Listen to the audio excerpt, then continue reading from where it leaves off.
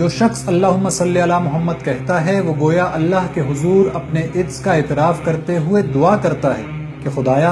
تیرے نبی پر صلات کا جو حق ہے اسے ادا کرنا میرے بس میں نہیں، تو ہی میری طرف سے اس کو ادا کر۔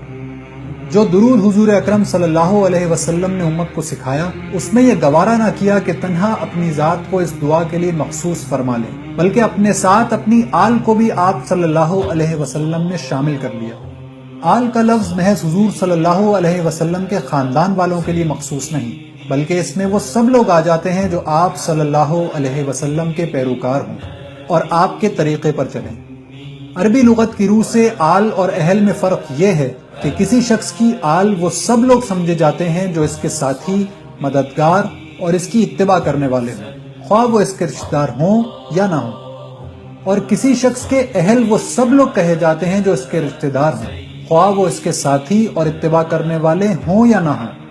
قرآن مجید میں 14 مقامات پر آل فرعون کا لفظ استعمال ہوا ہے۔ ان میں سے کسی جگہ بھی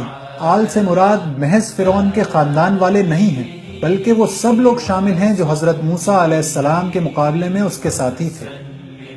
آل محمد سے ہر وہ شخص خارج ہے جو محمد صلی اللہ علیہ وسلم کے طریقے پر نہ ہو،